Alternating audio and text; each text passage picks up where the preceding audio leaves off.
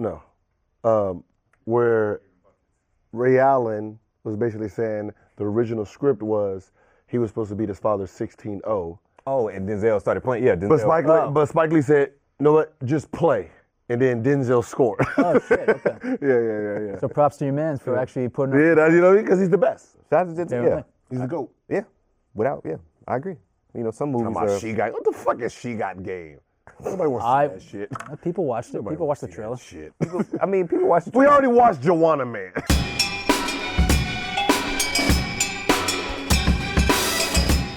Welcome back to Out of Bounds. I'm Pierce Simpson. On today's episode, we're going to recap the impressive Game 1 showing that the Cleveland Cavaliers had up in T-Dot. And your man Drake is wilding. But before we get into all that, I can see the collective groan right here as I said T-Dot. But joined here by Complex Sports editor. We went there. I went there because our Out of Bounds fan base had my back. They do, you know apparently. What I'm saying? Yes. When y'all were trying to wild out on me saying T-Dot's not a thing, you said W dot, whatever that you said. TW dot. W, I don't know. That might be an energy company in Texas, but I'm joined here first by Complex Sports editor, Mr. Adam Caparell. Cap, how you feeling, brother? We're doing well. Doing well. Next, Adam Caparell is three-time All-NBA member. Could you school me backstage about how All-NBA is the real thing that matters, not All-Star? Mr. Gilbert Arenas. Yeah, I still got a... You got some bubbly in there? I still got bubbly in there from last night. Yeah. From our 100th episode that we So you celebrated. need somebody to clean my shit, huh? That's how you going to talk to everybody? I guarantee his shit was clean. Cap, was it clean? It's always clean. It was clean. I actually used my mug. Yeah. He didn't even finish it because it wasn't a Shirley Temple, obviously. Yeah. But anyway, we want to talk about a little bit about last night's game. The Cleveland Cavaliers had an impressive showing in Toronto. They won Game 1, 113-112 in overtime to take a 1-0 series lead. J.R. Smith chimed in with 20 points. Kyle Korver, Tristan Thompson both had 14. Jeff Green had 16. DeMar DeRozan for the Toronto Raptors only had 22 points. Kyle Lowry had 18 and 10. And Jonas Valanciunas had 21 and 21. Of course, LeBron James did what LeBron James does and had another triple-double in the playoffs. Were you surprised by the Cleveland Cavaliers sealing Game 1 in Toronto? Surprised? No. Disappointed in Toronto? Extremely. Why were you disappointed in Toronto? Because they had ample opportunities to take Game 1, and it feels like right now that the series is completely over. Like really? you got off to a great start in the first half. Yeah. You got up to a massive lead in the first quarter and just kind of watch it wither away, and then you miss those open point-blank opportunities in the final possession of regulation, and then didn't really play that well, didn't hit your shots, the ones you really needed to in overtime. You had a great chance to stomp out all the negative energy and bullshit around your history with the Cavs in Game 1, or at least kind of change the narrative for at least a day or two, and you guys completely fell on your face. So right now, after Game 1, it already feels like the series is over. And, of course, I mentioned that triple-double by LeBron James. He finished the matchup with 26, 11, and 13. Gil, is this series already over for the Toronto Raptors? It's over. It's over already. I mean, because when you're a home team, you're supposed to establish dominance, especially Game 1. Yeah. Game one for a home team is basically a handicap for you. Yeah. And if you watch LeBron James, it's a filler game for him. What do you mean? If you ever watch him, because we know if he can score 40 anytime he wants. Yeah. So he comes out Game 1s and he feels to see what the game is like. Okay, like how are they playing me? Who's going to be open? So when you let him win a filler game, you have problems. Yeah. And that's what happened tonight. Because he's just going to die. Like I knew, yes, because it's like, how are you playing me? Okay, because they changed the lineup and put him at the power forward, which kind of fucks Toronto's defense up because the center has to stick Kevin Love, and Kevin Love's sitting at the 3. Now, Ibaka has to stick either James or roam on another 3-point player. So when James decides he wants to go off, there's no one that's going to protect the rim against him. That's the bad problem that they don't see coming because he didn't use it today. So does LeBron usually have these feeler games for Game 1, or is it can come anytime in the series? It just comes throughout the series. He just plays like halves, quarters. He just wants to feel. He probes and just wants to see what's open before he decides to try to take over. So to lose Game 1, even if you win Game 2, Cleveland's a great home team. Yeah. They've won they've lost about 12 to 14 games at home this year. You're not beating them in Cleveland. Toronto shot itself in the foot today. So you're going to go down 3-1. If you can, win one back in Cleveland and then get beat at, win back in Toronto and get beat in Cleveland for a Game 6, or, you know. But either way, you're going down 3-1. It has to be tough for Toronto to look at it. Cleveland just played on Sunday in a 7-game series against the Indiana Pacers. They're back here in another series. LeBron has played collectively 90 minutes through Game 7 and Game 1 of the series. He still got a triple-double, and Toronto lost in overtime. Like you said, the filler game. How do you, if you're Dwayne Casey and company, how do you come back in Game 2 and try and get a victory? Like, what do you? I mean, Game 2 is gonna be. I mean, it's gonna be easier for them to win because now their backs against the wall. They've lost home court advantage, and they got to regain it, but they're not going to regain it going to Cleveland. So it's Cleveland's home court advantage now. That makes sense. This series has been hostile so far, and it's only one game in. The Cleveland Cavaliers have eliminated the Toronto Raptors the past 2 years, so obviously there's ghosts that's kind of circulating in Toronto. But it was hostile. Tristan Thompson was 4 for 4 from the free throw line, and the crowd chanted Chloe throughout his entire time on the court. He's from Toronto. But the thing that was captured, yeah, he's from Toronto, but the thing that was captured on camera twice was the altercation between Kendrick Perkins and Drake. Now, Drake has been talking a lot of trash this postseason. He was caught on camera talking trash to John Wall in their previous series. And it seems like him and Cleveland Cavaliers big man Kendrick Perkins got into it at halftime when Kendrick Perkins was talking to his former teammate Serge Ibaka. Kendrick Perkins texted Adrian Wojnarowski, told him that Drake kind of butted into the conversation and started talking trash. But we have a video of them two getting into another altercation right after the game. We're going to check it out right now.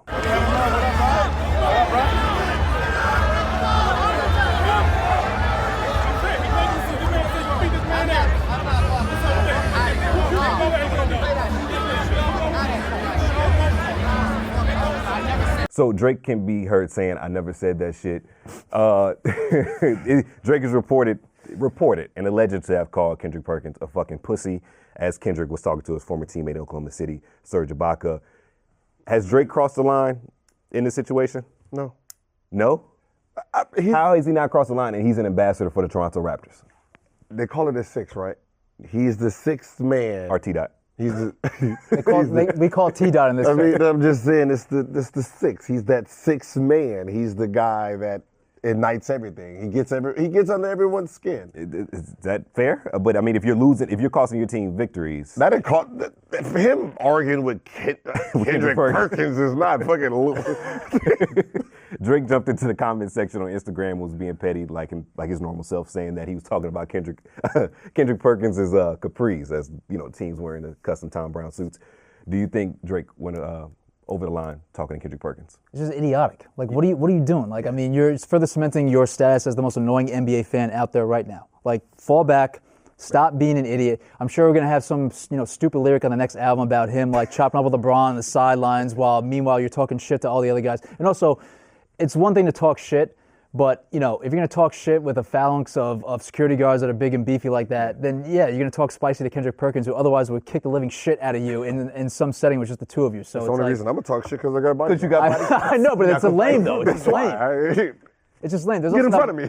There was that one scene too early in the first, I think it was the first quarter, the first half, where like LeBron was like kind of walking towards Drake, and Drake like popped up like, "Oh, you're gonna talk to me right now?" And then like LeBron like swerved away. So it's just, just fall back. Like, you're doing more harm than good right now. Listen. They don't need this nonsense because the players are gonna be asked, "Oh, what about Drake saying shit?" He's a famous heckler. That's what hecklers are. Okay, but put yourself in the Raptors' shoes. You want to be dealing with questions from the media about some rapper yapping to the other team? Fuck with the media ask me? It's the media. You're gonna ask the stupidest questions in the world anyway. Well, I can't fight you on that one because that's what I'm saying. But don't you want to avoid distractions? But if I'm a heckler, that's who I want to be. Just like that. I just want to fuck with people all day. But is it a good look for your team ambassador to be this much of an asshole on the sidelines? Listen, he doesn't control the plays that are being called, motherfuckers missing threes and all that. He does not control that. He controls his seat. Like the rest of the. So you saying he wasn't controlling the Raptors' late game possessions last night? Because those things were atrocious. Dwayne Casey. No, he was not. That was bad. I mean, that has nothing to do with him. All he can do is just irritate, clap in the back of the ears, and that's all he can do. He's doing his part. I'm waiting for him to blow into LeBron zero, a la Lance Stevenson. That's coming next. But that wasn't the only game last night. The New Orleans Pelicans and Golden State Warriors kicked off Game 2. The Golden State Warriors handled business at home, 121-116. Stephen Curry returned to action and did not disappoint, scoring 28 points, grabbing 7 boards and 2 assists. Draymond did the usual, getting everybody involved, 29-12. And Kevin Durant took over in the fourth quarter with 29 points. There was a great moment right before halftime where Draymond Green and Rajon Rondo got into, what would you say, a nice friendly gentleman's conversation? Is that what you would call it? Maybe? Mixing it up. All Rondo's Nice conversation. little friendly gentleman's conversation. With Stephen Curry back in the fold, he told the undefeated Mark J. Spears his goal was just not to suck after missing 5 weeks. As soon as he came in the game, he knocked down his first three-point shot. Mission accomplished. Mission accomplished. With the Golden State Warriors up 2 on the series and things heading down to New Orleans, what is Steve Kerr's strategy heading into Game 3? Because you know New Orleans is going to be rocking. You know, your game plan is to basically get this team in sync. You know, if you're Curry, you want to make sure that Curry's in sync, Klay's in sync, and Durant is in sync, and then your bitch players are knowing their roles, because you don't want to go into Houston. Forget the Pelicans. You don't want to go. You don't want to go into Houston where everyone's still not together, because you're going to need everyone firing against James Harden. What do you make of Klay Thompson scoring 10 points and going 4 for 20? I mean, it wasn't the lack of shooting, I can tell you that. Yeah. I think he went 4 for 20. 4 for 20. So he's putting the shots up. It's just, he just had an off night. Just had an off night. Cap, what do you think Steve Kerr's strategy is heading into Game 3 as things shift to New Orleans? I mean, do you insert Steph into the starting lineup and allow him to play more minutes? I mean, there wasn't supposed to be a restriction on him. He had 28 points, I think, in 27 minutes. Yeah. Do you let him go a little bit longer? He showed no rust. He was great. I mean, if Klay, I would not predict that Klay's only going to score 10 points in the next game. You think he's going to shoot a little bit better than what he shot in Game 2. But how's the strategy change at all? I mean, you just insert Steph more and let him do his thing. Yeah. And if KD had a great fourth quarter, you let him do his thing. What do you need to change? Think about how incredible this team is. We're arguing whether or not a 2-time league MVP and the first unanimous MVP in NBA history, how we should put him back into the fold. I mean, he'll be starting game 3. Yeah. That's I mean, listen, again, 27 minutes, 28 points. Yeah. I think Steph exceeded expectation of what, you thought you'd get out of him in the first action. He's seen in almost 2 months, it feels like. Of course. Yeah, I mean, what has to change? Yeah. So, do we think this series is a sweep?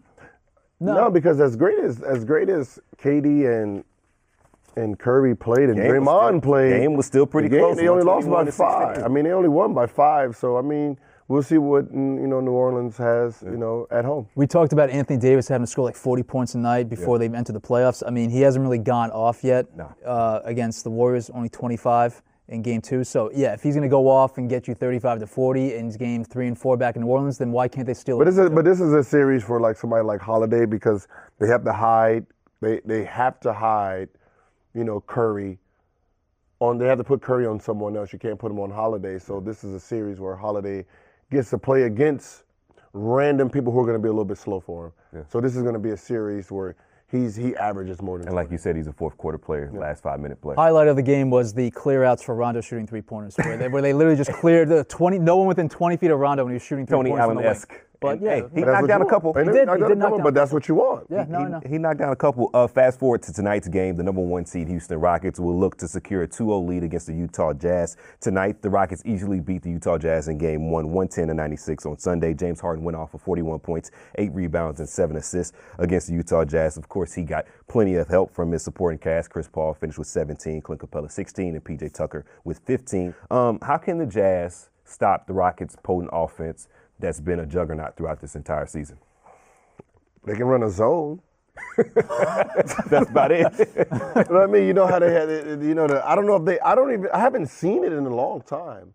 The last team to really be youthful and win with the zone was the 2011 Dallas Mavericks. As I say, you can run a zone against them, and since the NBA hasn't seen it in a few years, it'd kind of throw off the rhythm, especially with James Harden. You want him to do something besides play one-on-one ISO basketball at the top of the key. But how do you perform a zone when you have defensive 3 seconds? How does that work? It's just like we did it before.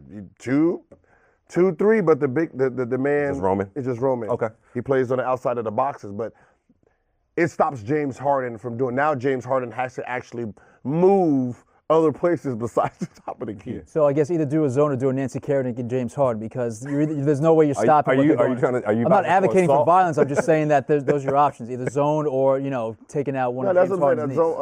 A zone now. It'll confuse somebody like Harden because now there's two people up there, and now he has to become just a passer because every time he decides to go one-on-one, he's facing two people. Yeah, James Harden was spotted at the Astros game earlier this week enjoying ice cream in the suite. So obviously he doesn't feel too much pressure. He's living his best life. Yeah, living his best life. The Utah Jazz only led by 2 points early on. Oh, it was 2-0? In game one. No, just 2 points. Was it 2-0? It probably more than that, probably 2-0. It was early. Do you think this Utah Jazz team is just running on fumes from their Hall-Fart series? Listen, or is just the Rockets? They're just not. They're not the Rockets. They're outmatched, but also I think Rubio's absence hurts more than I think people would expect or is letting on. Yeah, I agree. They're just outmatched. Yeah, let's just face it. That's it. It's Utah. They did good. I mean, rookie led you guys to the second round. You should be happy. And maybe we'll have you give Quinn Snyder some, props. Top 10 coach. No? No? Not a top 10 coach. He's top 10. Mark it down. Don't look at me like that. All right. Well, time to talk about another guy you shade on the rig, and that's Kawhi Leonard. And we have to ask, are Kawhi's new reps the reason for his beef with the Spurs? Going to get into that in the pull-up.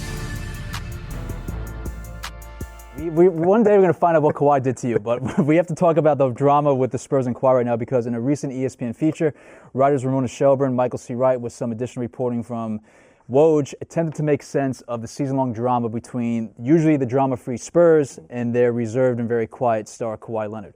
So one of the major reported reasons for the tension between Kawhi's reps and the Spurs is that his representation has changed. He has a new agent that's not really in the basketball world, and also his uncle's kind of come into the fold to rep him and try to have him expand his business, at least away from the basketball court. Yeah. A league source with direct knowledge of the situation told ESPN, quote, Kawhi is the same person.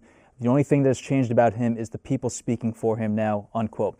Multiple league sources say the Spurs are worried that Kawhi's reps are trying to damage his relationship and get him traded to a larger market such as LA, where he's from, or New York or Philadelphia. Part of the problem stems from differing diagnosis from the Spurs medical staff and their medical specialists that Kawhi's reps have pushed to get a second opinion, which we know he's been in New York multiple times this season, having his leg looked at. And the Spurs have grown very frustrated by losing control of the medical care for their franchise player. And they obviously feel that they're the team, they have the better doctors, he should be working out with them or at least trying to get rehab through them. Yeah. A source close to Kawhi said, quote, the Spurs feel they hire the best, that they do it better than anyone else. They deserve to have that reputation, that kind of ego, but they're just not very open-minded. They don't like others messing with their players. And another source close to Kawhi was critical of the Spurs' approach, saying, quote, they're alienating him, they're making him look bad. You have this seamless transition from the Duncan era to the new era, this homegrown superstar. Like, why would you alienate him? So it's kind of unclear how this is all going to play out. We saw Popovich mend fences with LaMarcus Aldridge, but of more significance, Kawhi is potentially up for a supermax extension this summertime. So what the hell should the Spurs do? What should Kawhi do? How does this situation all play out? Nothing. You push him the contract just like that and say, hey, Kawhi, sign this. No, you don't. And you push it back? You don't pay Kawhi Leonard? This summer, who are you talking to right now? First of all, but true. yes. That's very true. No, it's an extension that I can possibly give him. What do I need to sign him for? I got him for 2 more years. You do, it's true. So the fact that right now he is a supermax, he's under the supermax because he was All-NBA 2 times in a row, right? But this year he wasn't. If I don't give him this supermax contract, he plays next year and he's not an All-NBA player, he drops down to 155. So I save money by not giving it to him now. So what's the point of giving it? What is the benefit of giving it to him now besides maxing him out? I mean, if you're trying to mend fences and get a better relationship. You don't need to. He has to play. Yeah. Well, he didn't this year. Oh, he's gonna sit out again next year. He sits out again next year. He's not a supermax player. I'm just envisioning Gilbert as a GM. They would ruthless. What I'm saying is, why am I gonna spend an extra $64 million? I want him to play. If he's back to that capability of being, who he was, then of course, I got to give him the 219. I'm impressed. You did that math in your head? What? That was impressive. Extra 64. I see you with the math in your head. He's good with numbers. He's good with numbers. The chicken scratchers. All right. Other question again. Is it wise to have Kawhi is now being rep by one of his uncles? Brought in new, as you laugh at that. Well, his uncle is supposedly a banker? A banker. So he has some financial background at least. But is it wise to involve your family this deeply in your business and get involved with a new agent, a new rep in your uncle, and have him try to steer you in possibly a different direction from the franchise that you're known with, you're synonymous with, and that you were going to be the guy with? If your family is experts or have knowledge of what you're telling them to do, then yeah, I don't see how it hurts. But usually 99% that Never goes motherfuckers well. don't know nothing about what's going on, and you're giving them a job to do so they can make money, so they don't have to beg for money. Yeah. But somebody like Klay Thompson and Curry, their parents have been in this before, so them saying, "Oh, Dad, I want you to do this part," boom, boom, that is a great move on them. I don't know what his uncle. I mean, financially, Kawhi to be set, but businesses outside of that, I can't. His uncle, name is Dennis Robertson, allegedly has 27 years of banking experience. We found that on his LinkedIn page. Oh, nice. So that's good. Hard-hitting But research. exactly. I'm just saying that's fucking great to put my money in the bank. Yes. And do all this, but the fuck do you have to do? But there's rumors that they want to get him involved in like New York real estate and all these other ventures, like buy apartments in Harlem and building stuff like that. So they're trying to do some things. So they're pushing him towards New York. I'm fine with that. Of course you are. Bring him on. But Trash. but real question though, how many times have you seen guys in the league through your years kind of get screwed over by dealing with their family and their direct business? It's always in real estate. There you go. Yeah. Always I mean, real estate is a tricky thing. You have to be smart about it anyway. But family usually is the one that,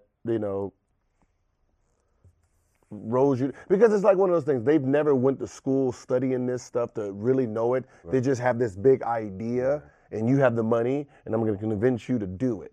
Right. And that's why usually the studios and all this shit always falls apart, because you don't have experts in that field. Yeah. I mean, so if you're going to be in a real estate business and you're going to buy real estate, make sure your uncle is pushing you towards someone who is an expert in what they're doing in New York. And unfortunately, wouldn't that be Trump? No. He's not a great. Trump is a farce. In the real estate of New York? I thought he was his father built it up. Okay. I was going to say Trump involved here. No, I'm just saying, like, somebody who's good at buying real estate. Like, I thought, like, he bought something, sold it, and then bought it back for cheaper. Why did he say he like spews out lies left and right? Yeah. I thought you said that once. He wouldn't pay contractors. Like, no, I told you something different. But why did he say that? Like he was the only real. All right, no, I'm just thinking. Let's bring this back to Kawhi. Okay, how do you, from the Spurs' perspective, from his perspective, how do you resolve and get back on the same page? Is this at this point too fucked up to repair? He has to play next year. First of all, he has to play for the next 2 years. So really, there's nowhere to go unless you're going to force a trade somewhere. Yeah. And if you're forcing a trade in the middle of the season, 1, you're not going to be an All-NBA player. 2, you're not super. That means you're not Supermax. Yeah. So you're stuck just like they're stuck.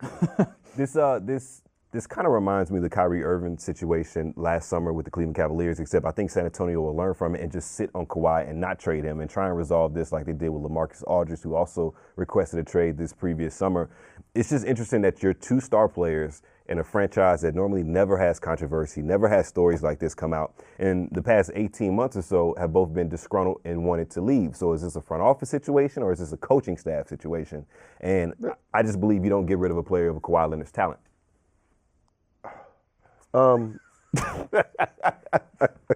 Unreal.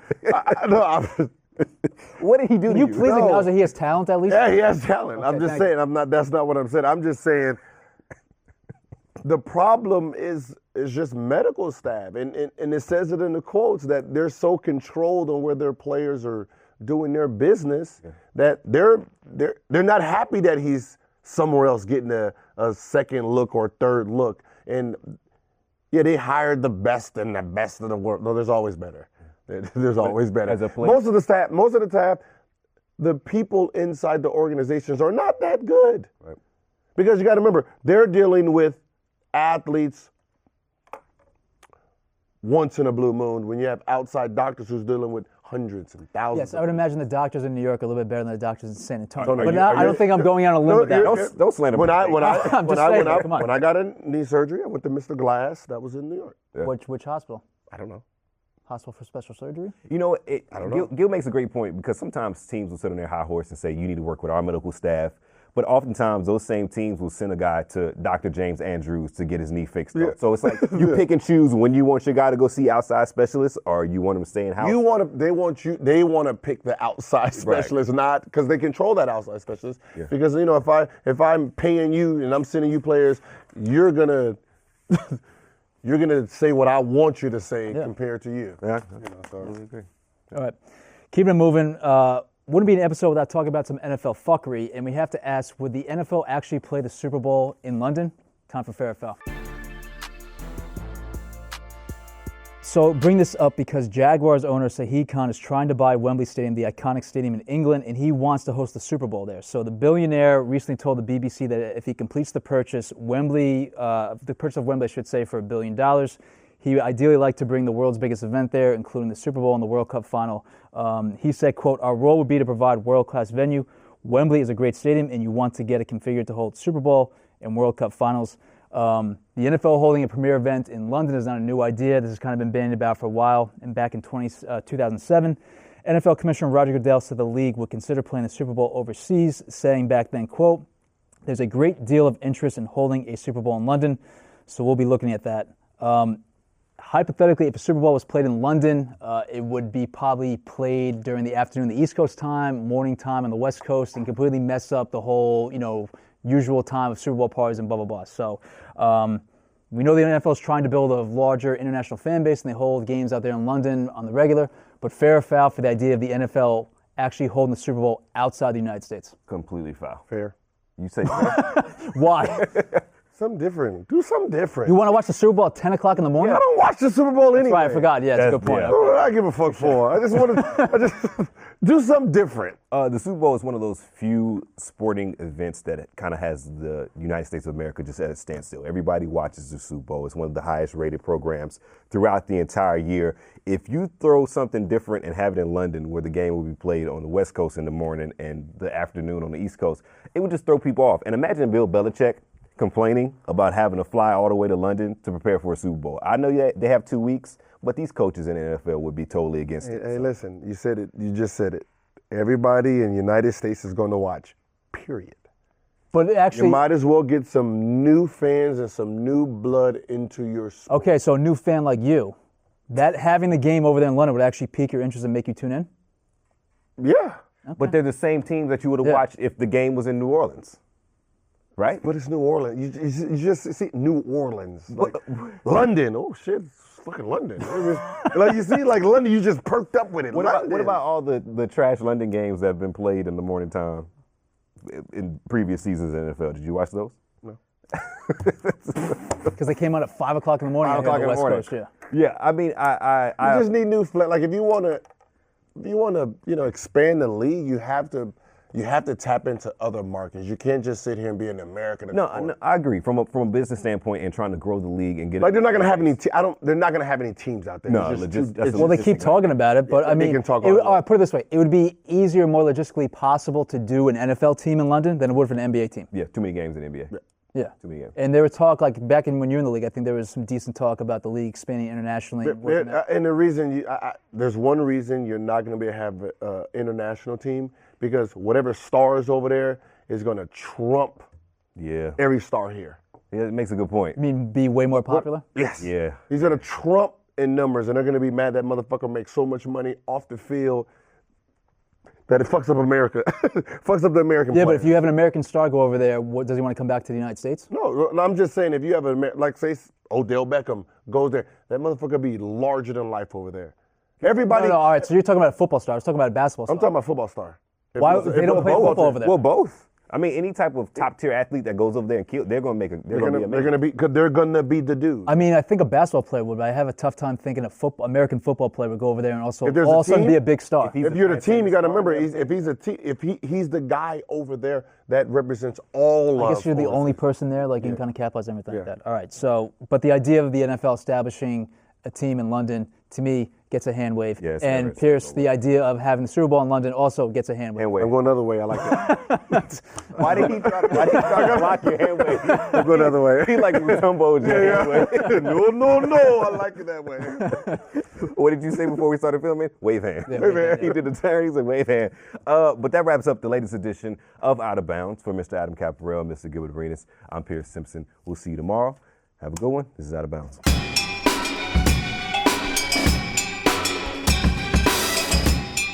Also, you got roasted for the jeans you wore with your phone pauses the other day. Oh, they destroyed your jeans, bro. Yo, I don't know what. My DM was lit though. Oh, really? Like, dang, your eyelashes is beautiful. Like, well, my daddy said they were. I'm about to take another one today. You do what you got to do.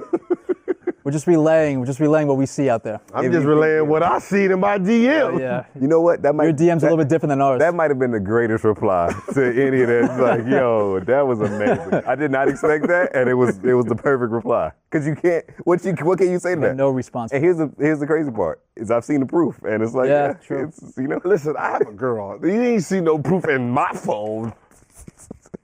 You know what I mean? That was in my DM. Yeah, I logged into someone else's. Very true. It was somebody else. It was Nick Young's Instagram. It was Nick Young's Instagram. Such a dirty dog.